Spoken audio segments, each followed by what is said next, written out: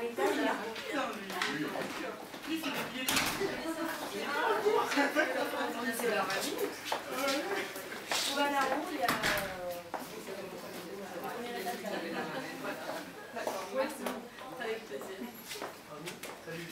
Bonjour, je m'appelle Jean-Luc Rolls, je dirige actuellement le département formation et vie étudiante du PRES Université de Toulouse. Ma présence aujourd'hui est simple, c'est simplement témoigner que, au-delà de la connaissance des cursus, il est possible de faire des études, notamment dans la métropole toulousaine, qu'il y a un certain nombre de dispositifs disponibles qui permettent de rassurer à la fois les parents, les familles, mais également l'élève pour qu'ils se projettent au mieux dans des études. Bonjour, Jean-Paul Makiengo, adjoint au maire de Toulouse en charge de la diversité et de l'égalité et conseiller régional en charge de la politique de la ville. C'est vraiment donc un plaisir pour moi, je dirais, de vous accueillir. Le lieu où nous nous trouvons, c'est l'espace des diversités et de la laïcité. Comme son nom l'indique, cet espace donc, est dédié à toutes les questions liées à la diversité, à la lutte contre les discriminations et à tous les débats qui concernent les questions de société. On a décidé de mettre en place une journée où vous auriez, grâce à nos partenaires, un certain nombre d'informations pratiques, encore une fois, sur le financement des études, le logement, la restauration, la vie, ce qu'on appelle parfois, dans le jargon du supérieur, la vie étudiante. On a voulu vous donner des clés et surtout vous montrer qu'il y avait quand même un certain nombre de dispositifs qui existaient, qu'il ne fallait pas se laisser arrêter dans un souhait de faire des études supérieures par des questions matérielles.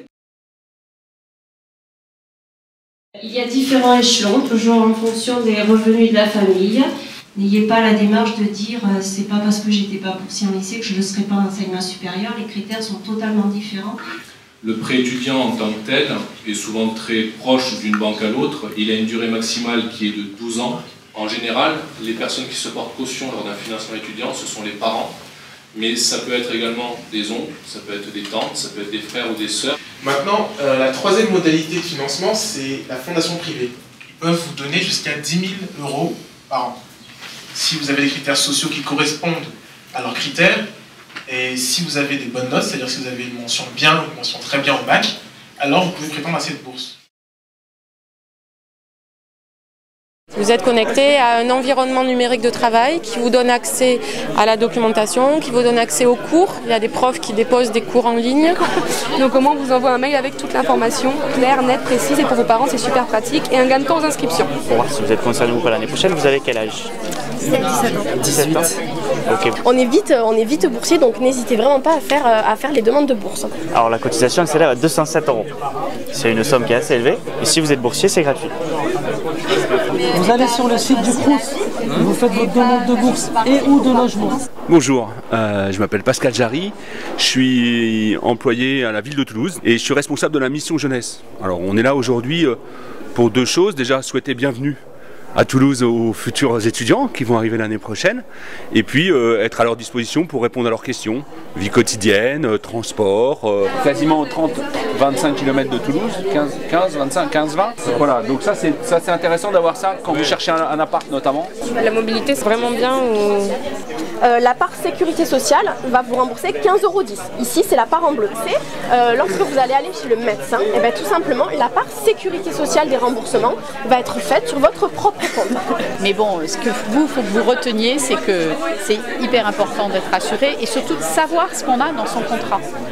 J'anticipe sur ma situation que je vais avoir l'année prochaine. Gros annuaire amélioré qui répertorie tous les lieux qui font de la musique, du théâtre, de la danse.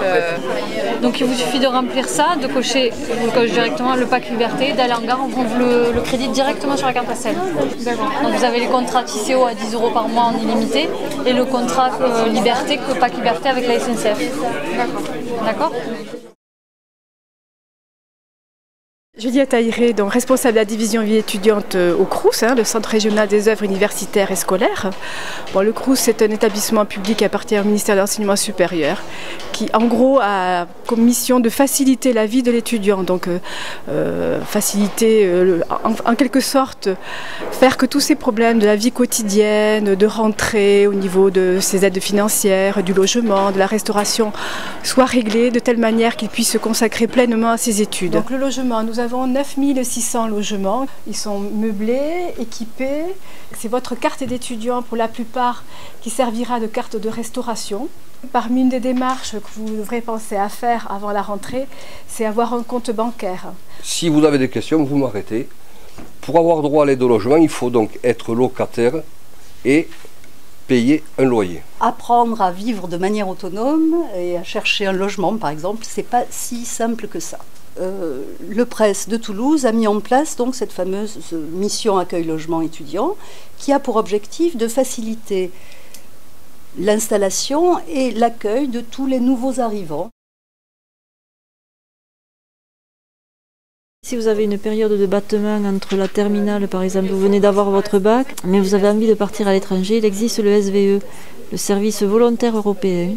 Et en contrepartie, vous avez droit à des cours de langue, ce qui fait que vous revenez, vous êtes bilingue, vous avez une expérience à l'étranger, ça ne vous a rien coûté. Nous, ce qu'on conseille déjà, c'est de continuer à prendre des cours de langue à l'université. Ça, vous avez la possibilité de le faire, sans forcément que ça vous prenne beaucoup de temps. Ça peut être 1 ou 2 heures par semaine, enfin voilà. Donc ça, c'est important, ouais, garder le niveau de langue. Elle est très intéressante parce qu'elle nous apporte beaucoup d'informations sur la vie étudiante à venir. La journée m'a apporté certaines choses, notamment pour l'international. Il nous donnait des renseignements pour la vie après le bac, la vie étudiante.